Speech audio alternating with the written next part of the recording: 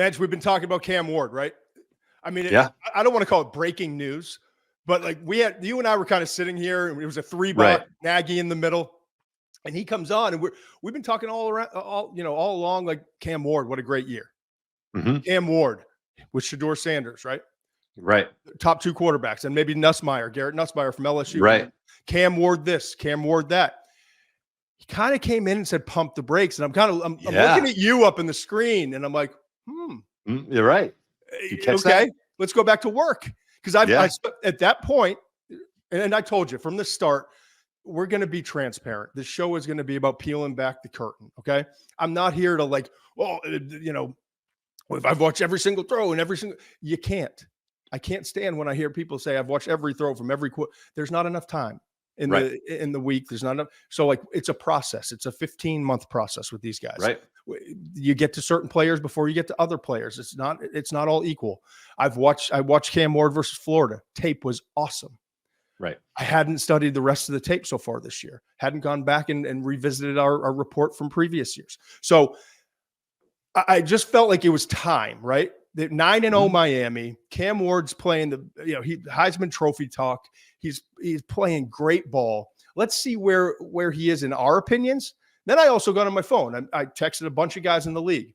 I had calls up to this morning. Got back from working out.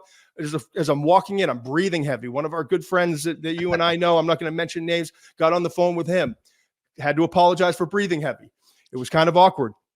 But anyway, we went through. I had a lot of sources, and most importantly, I wanted to dive in and give my opinion on what I saw. And when you look at Cam Ward, the best way I can present it to you, right, Muench? And I'll see if you can agree. You ever seen an electrical storm? I mean, I know you have, right? Like, so funny you're saying this. Go ahead. Yeah, I have. An electrical storm in the summer, right? We have not talked about this, by the way. Go ahead. Okay. When you watch an electrical storm, it's kind of different. It's exciting. It's, like you're used to the vertical flashes of lightning, right? And now all of a sudden there's like these horizontal flashes. They're up in the clouds. They're like left, right, and all of a sudden you're watching. It's like, wow, this is wild. This is exciting. This is something like kind of new and different than the typical, right? Yeah. And then you're your neck's getting sore because you're looking and this and that, right? When I'm watching Cam Ward on tape, that's the experience. It's like watching an electrical storm, because when you're done with it, you're like, wow, that was a lot to see. Right. There's some exciting stuff in there. But what the hell? I'm not the poet you are, but that was the word I wrote down was electric. So it's funny that's the direction you went in. But when you're done watching an electrical storm, your neck hurts a little bit. And you're like, this is exciting. This is different. This is new. But then you're done watching it and you go back to your day-to-day. And I've always walked away being like, what the hell did I just see? Right. I've got a lot to unpack. To me, that's the Cam Ward experience. It's like watching an electrical storm. And it's also a little dangerous, right? It's a little dangerous. You don't want to get are we okay? Are we okay? Yeah, right. They're not striking down. So like I think we're safe, but like and so it's not about tempo. Some guys you get done watching and you're exhausted because it's like play after, and like they're running and there's not a lot of pre-snap reads, and it's more about getting off a number of plays rather than running the most effective plays. Cam Ward's tape, like occasionally they'll throw in some tempo, but they get to the line. Like when you're watching tape, coach's copy, right? Right. You get, some teams, it's like right away, ball snapped. And so there's not much, there's not that 3, 4, 5 second window in the beginning. With Cam Ward's tape, they're spread out. Like against Duke this past week, they were 3 by 2, a lot of empty sets, 3 receivers one side, 2 to the other. Sometimes diamond, 4 by 1, 4 receiver sets. I saw a diamond set early in the game versus 1 receiver on the opposite side. Right. They get to the line of scrimmage and it's measured. So you're like, so as an evaluator, when you're watching tape, you get the clicker in your hand and you kind of fast forwarding that first 4 or 5 seconds. You see Cam Ward, he's calling out the mic and getting the protection set and barking out orders and signals and stuff. So that's not the wild ride of the experience. It's from snap. It's from snap to whistle, right? Right. And it's like, wow. It puts on a show. Puts on a show. We've already talked about this throw, but that throw in the Louisville game where he's drifting to, or was it the Louisville game where he's drifting to his left and he hit the guy in the back of the end zone coming Yeah, across. yeah. I mean, we've talked about that throw, but 40 something. watch. So with that as the backdrop, the electrical storm is the Cam Ward tape studying experience, in my opinion. I want to get into what I loved, and I want to get into what scares me. And I think those are appropriate words. You get wowed. There's a whole column here of like the things that wowed me with Cam Ward. And then I got another column, and it's not like the negatives or the weaknesses. It's what scares you. Where can you get better? Yeah. But and not scared like, oh, you can't do it. It's not a can't do it. It's like, what do we have to work on? I got news for you. One of the biggest split columns I've ever had in scouting, with things that like most people can't do, exciting, love, and then the right side being like, I'm really scared about this. Patrick Mahomes. Right. So, and everyone relax. I'm not comparing him to Patrick. You got to be careful with that, man. You keep doing it. That's why I always have to preface it. But I'm just saying, like, even the great Josh Allen. Right. Oh, yeah. Same thing. Long list of what you love. Long list coming out of Wyoming of what scared you. So Cam Ward, right? Let's start with the stuff that really stands out. Okay. Let's just drill in a little bit here. Okay. Human laser show is what I wrote down. His ability to just like it's a laser show. Right. His ability to just snap his wrist. And so, sometimes he's to get the ball back here and he's a little dangling a little bit. But when he goes like and flicks that wrist. Oh, yeah. It just snaps off his hand. Comes out different, right? Right. And then the different arm angles, the ability to adjust his arm angles and throwing off platform, throwing off balance. And just, I probably wrote down, drilled it like 90 times, because I went through all these tapes, just drilling the ball wherever he wants to. Right. Okay. Yeah. And you look for all these prospects. What's the special sauce? What makes him unique? I'm not saying he has the best arm. He doesn't have Josh Allen's arm. I'm not saying that he has the, an elite arm, but he's got a damn good arm. And the way he snaps the ball off and it makes throws where you don't think he's going to be able to fit it in, and he fits it in. That's special. Okay. Right. Second thing to me that stands out, that's special, elite football instincts. He's not an elite athlete. He's mobile. No. But he's not an elite. He's not as mobile as Lamar Jackson. He's not as mobile as a guy in the same class, Jalen Milroe, potentially. In terms of a runner, right? Because I love his pocket mobility. That's what I'm sorry. Okay. He's not as good correction. He's not as dangerous as a runner as Lamar, as Milroe, and potentially this upcoming class, as even Josh Allen. And some of the guys in the league that really scare you with their feet and what they can do. He's not Jalen Hurts. You know what I mean? Like he's a notch below, maybe 2 notches below Lamar, notch below some of those other guys. Okay. But I love his football instincts. Yeah. He doesn't get panicky. He knows, he kind of feels where pressure comes from. He, for the most part, not always, but for the most part, knows where to kind of move in the pocket to extend plays. He feels it. And then part of his instincts is not just creating and extending. It's also like that last second. Finding guys, this sixth sense, you hear like eyes in the back of his head, whatever you want to call it. He's got it. Cam Ward has got it when it comes to just feeling a receiver. And I wrote specifically knowing when a receiver's going to be open, not seeing him open, knowing and where to throw the ball to help that last 5 yards to get it. Okay. So we saw all the same things there. Also, and this is where it's important, man. Like if you don't have connections, if you haven't developed relationships and you don't have the people that you trust in the league to call and make have these conversations, you're not going to get who he is as a guy. Right. What does he bring? Right. And thankfully we got a couple decades plus of just developing relationships and being able to call. And the conversations I had were really impressive about his football character, football intelligence. Some of the quotes I got, he's a grinder. Love the way he leads because he demands from his teammates. Not expects, not wants, demands from his teammates. So that's in that at the quarterback position. There's no position where it's more important than to have those qualities. So check that box off. Right. And then improvement. Okay, this is a big one. And I'll preface this. I stumbled upon this. I haven't even looked in our Exos catapult.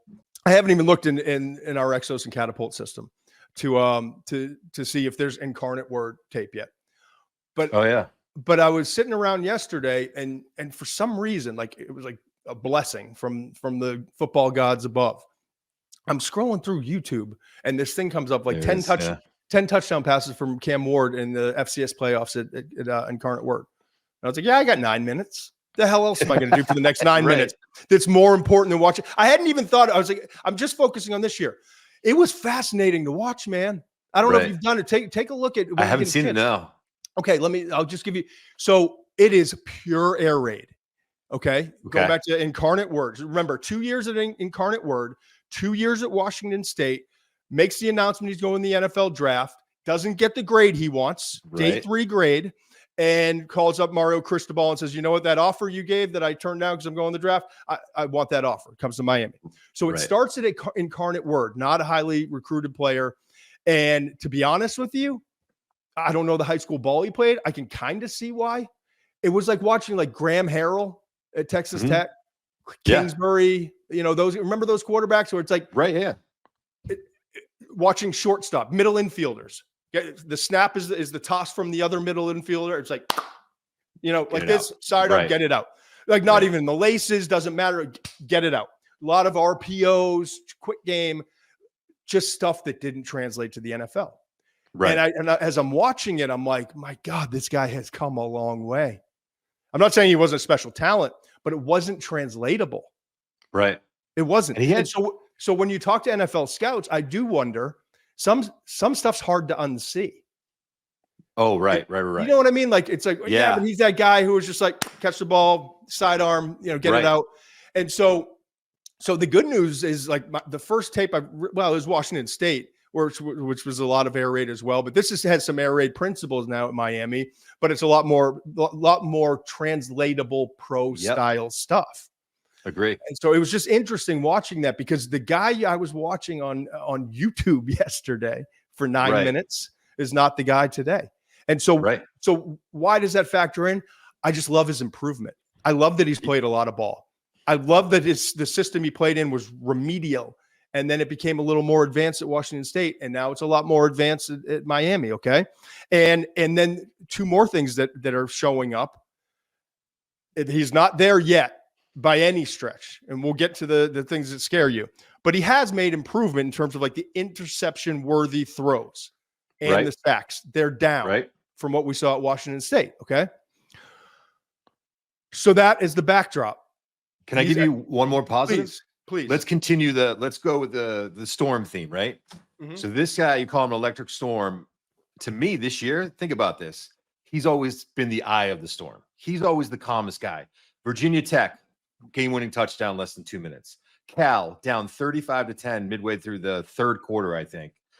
Throws the game-winning touchdown with less than 30 seconds on the road. They're playing Louisville, probably their toughest test at that time because Florida just wasn't Florida at the beginning of the year. They play Louisville. They're up 31-17. They look like they're running away with this game. 100-yard kickoff return. Next series, they fumble. Louisville goes in. It's 31-31. You're on the road.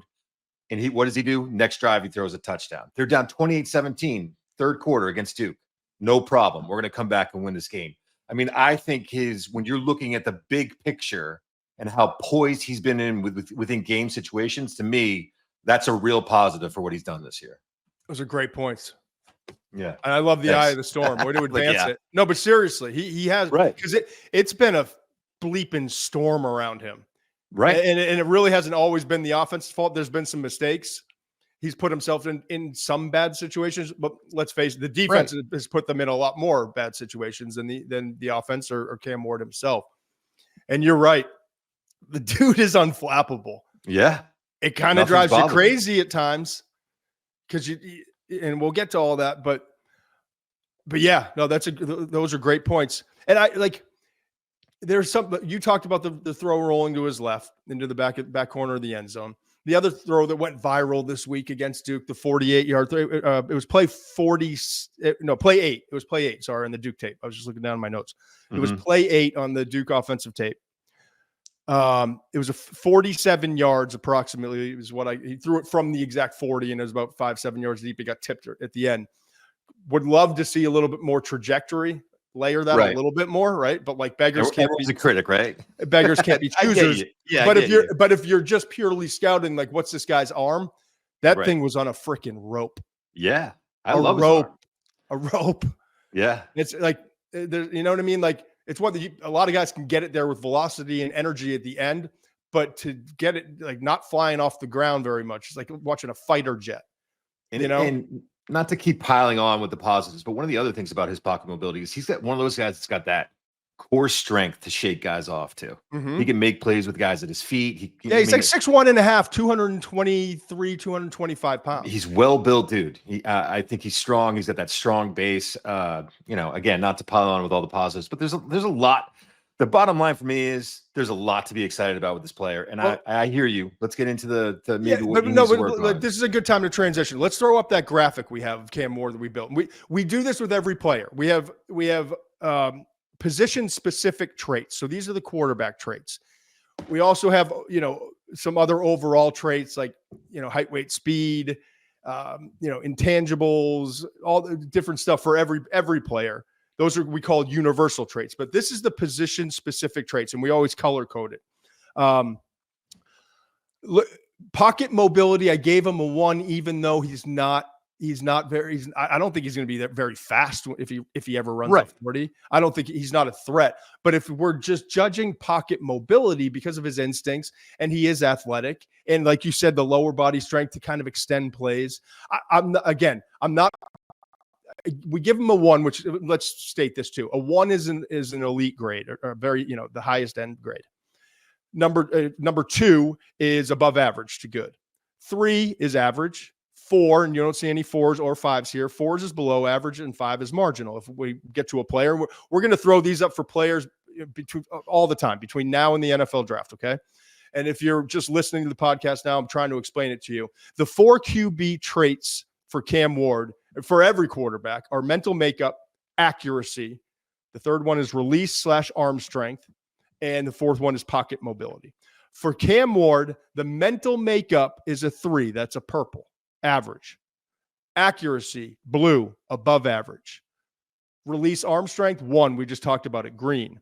Pocket mobility, 1, green. So that's as the backdrop. As you see there, 5th-year player, 6'2", 223. I'm guessing the combine he's going to be like 6'0", which means 6'1.5", and probably in that 220, 225 range, right? All right, so with that is kind of the profile for Cam Ward. Let's flip over to the stuff that's concerning at this point. Okay. I wrote this down. Never go broke taking a profit. And I kind of, it's like an old phrase, and you hear a lot in scouting, and it just feels old and stuffy. And I think, and it's like all of us, like some of my greatest strengths are what's going to either kill me or get me into a lot of trouble, and has over the years. Same for you, same for everybody. I'm a true believer in that. Like, in order to be great, in order to to do the special things that we can do, there comes some consequences with it. And so we're not going to see all those special plays, and we're not going to see some of the greatness and the brilliance from Cam Ward if he's always looking to check down. But there are times, and this is when he gets into the NFL, I promise you there's going to be a lot of conversations between the offensive coordinator, the quarterback's coach, and Cam Ward about, listen, 5-7 yards is okay. Right. And so you see times where it's like, all right, he took a shot, he took a chance. That was worth the chance, even if it didn't work out. There are other times where it's like, dude, you see double coverage down the field, and you got a guy who's crossing on a drag route or an outlet throw. Just dump it off. Let's get 7 here, and let's get to 2nd and 3. How many games have you seen Mahomes and Brady, the 2 greatest, right? Mahomes and Brady win by methodically moving down the field. Right. That wasn't always Mahomes' thing, but Mahomes has matured into that, right? Exactly. Just take what the defense gives you, get what you need, and don't press it when it's not there. So I mentioned before, really improved from earlier in his career on the turnover-worthy plays, interception-worthy throws, and sacks. But there's still too many. Yeah. There's still too many. Right. Other notes. You ready? I'll just rip them off. Sloppy feet. Okay. sloppy feet, needs it drilled in.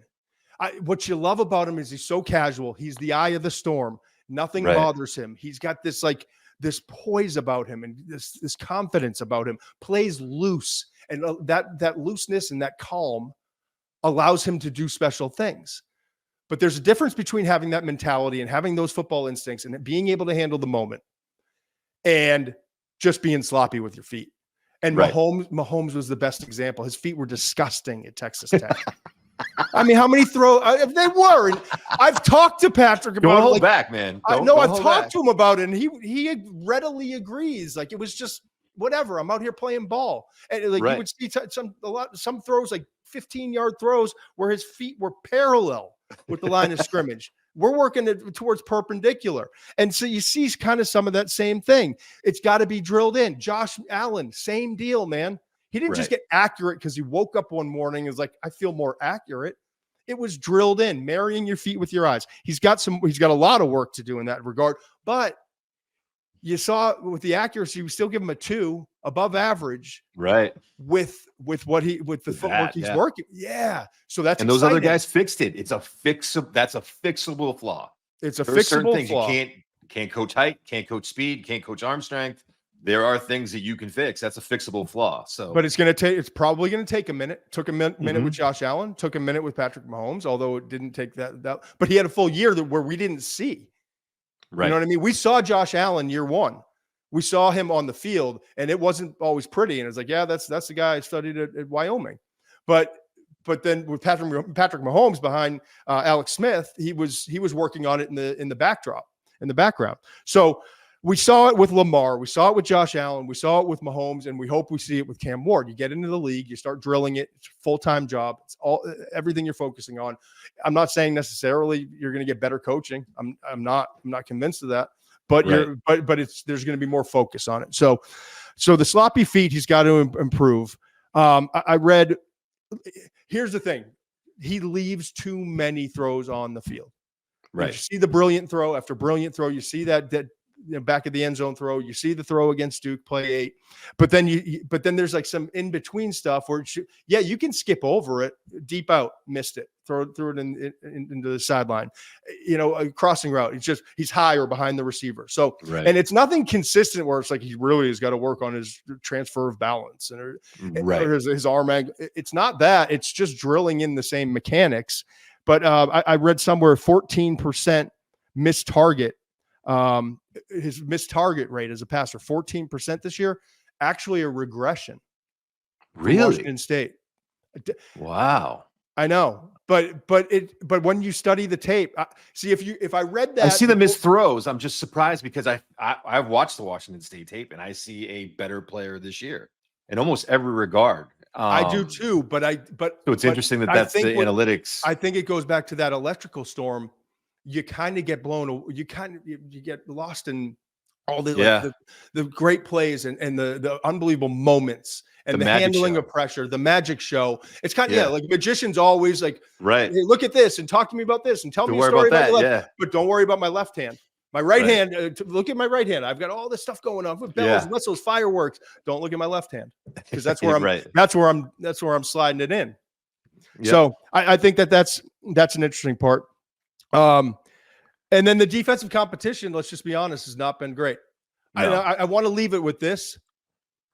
I can't wait.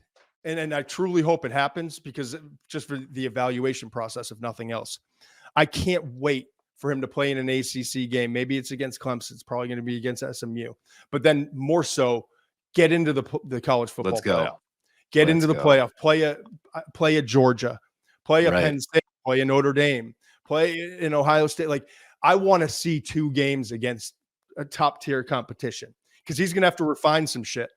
Yeah.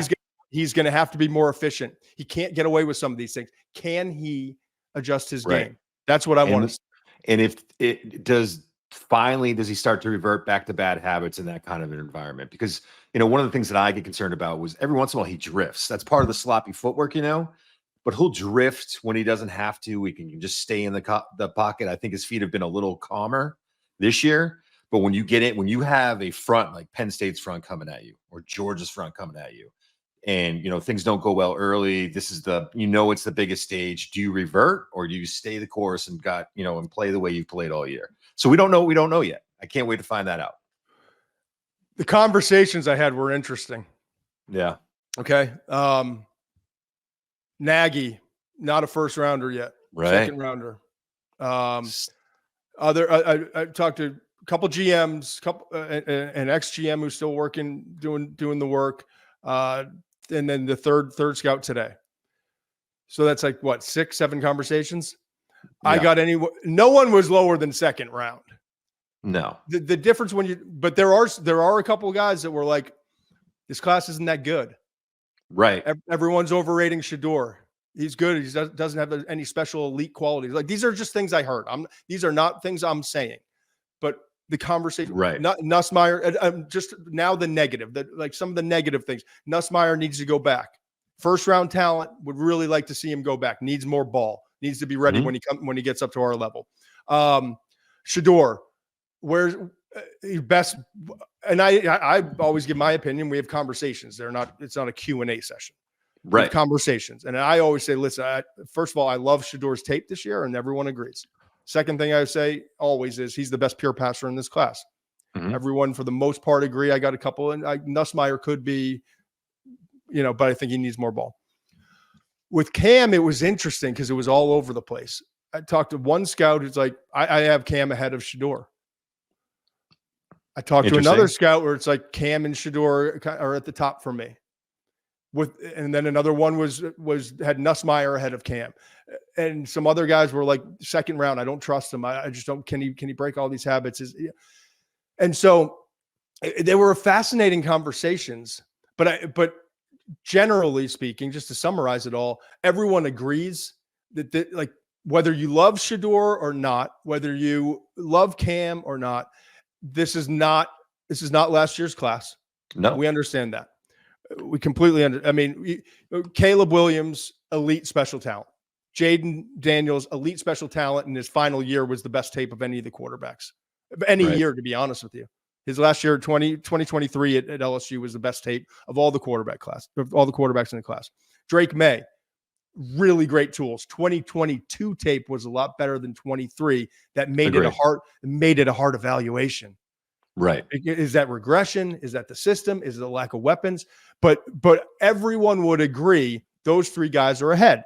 And some people would argue maybe it's Penix, who went 8 overall.